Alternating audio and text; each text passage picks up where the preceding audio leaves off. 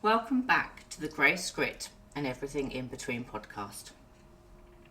Today's episode is one that might feel very familiar for some of you.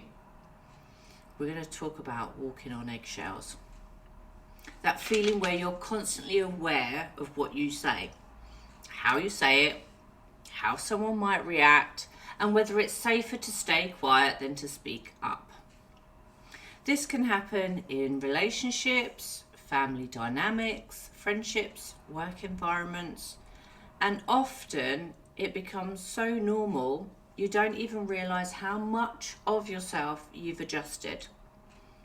So today we're going to explore what this feeling actually means, how control can show up in subtle ways, what is not normal or okay in any relationship, and how this impacts your sense of self. So what is walking on eggshells really? Walking on eggshells is not just about being careful. It's about fear of consequences. That consequence might be anger, withdrawal, criticism, emotional shutdown, conflict, or even escalation. When I say escalation, I mean physical abuse. So you begin to filter what you say, overthink your words, avoid topics, shrink your opinions to manage someone else's emotions. And slowly, you stop being yourself. You become a version of yourself that feels safer, but not freer. How control shows up.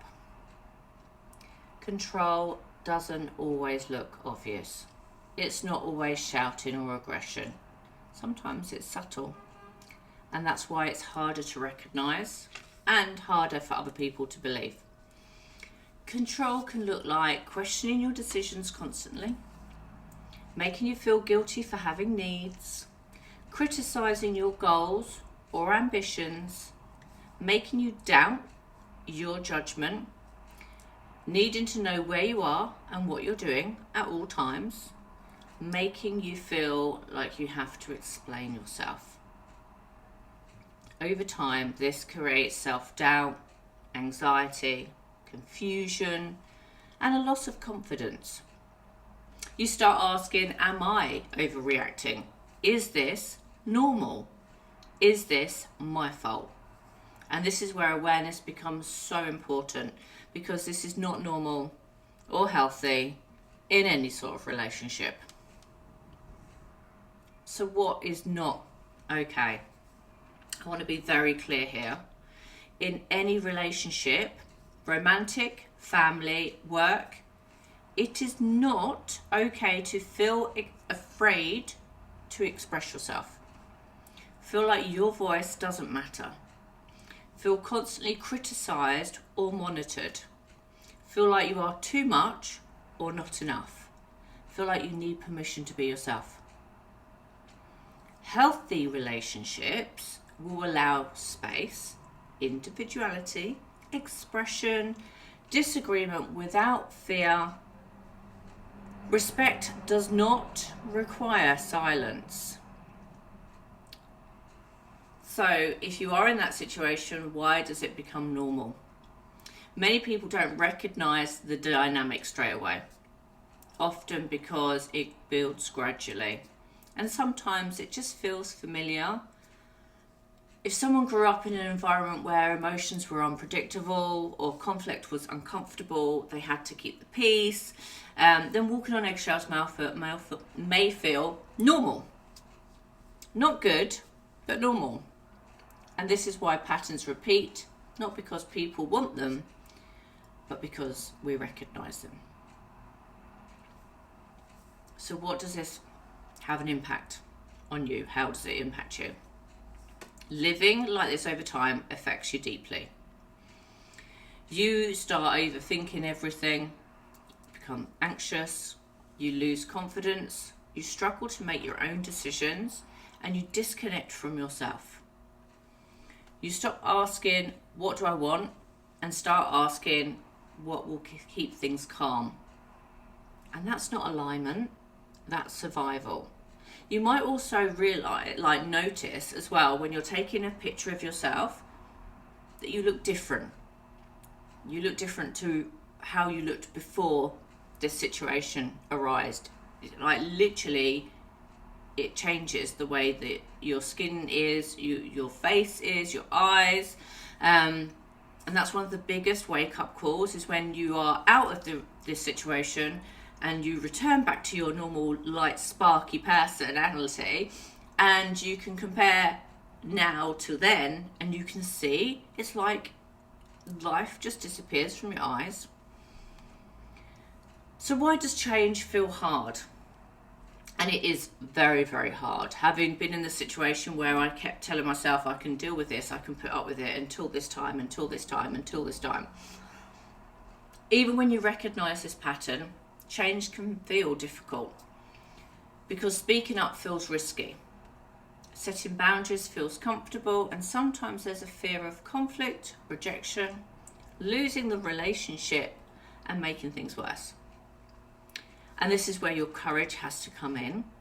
Not big, dramatic action, but small, honest steps. So how do you have this awareness without blame? This part is really important. Not all people who behave in controlling ways are fully aware of what they are doing. Sometimes they learned these behaviours. Sometimes they believe they are protecting, guiding, or helping you. But intention does not remove impact, and impact matters. Understanding this helps you stay grounded, avoids blaming yourself, and you can focus on what you need. So if you take one thing from today, let it be this. You deserve to feel safe without losing yourself. Like, you deserve to feel safe by just being yourself. Not monitored, not controlled, not reduced, safe. Your voice does matter, your thoughts matter, and your feelings matter. And the more you begin to recognise what isn't right, the closer you move towards a life that is. Now, I am doing one-to-one coaching. These coaching sessions take as long as you need them to be to go through the process. And I do start in the past. We cover the current, now, present, and the future. So if you ever feel like you need just a little bit more guidance, maybe that you're waiting for therapy and it's not happening, the wait list is far too long, which I think roughly at the moment is about 4 to 6 months, then please reach out, because I can help you do the base work before your therapy starts, and I might even be able to help you not need the therapy. I always recommend that if you are referred to therapy, that you do carry out the sessions that are given to you. Make the most of it, because it's really, really hard to get therapy sessions.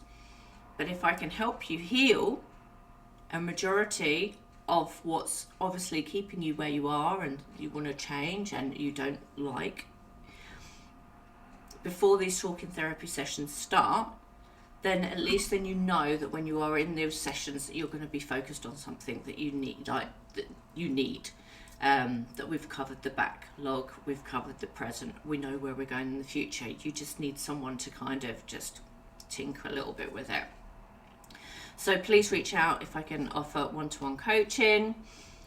Please, again, let me know if these are helping you. Feel free to comment on the YouTube or in the Facebook group. The subjects that I am going to be delving into this year are going to be more, I'm just going to say the thing. I'm just going to say the thing that we all avoid saying in every kind of situation when it comes down to trauma, domestic abuse, any kind of any abuse, really. So yeah, thanks for joining me again this week, and as I say, if you feel called to work with me, please get in touch. Until next week, Take care of yourself.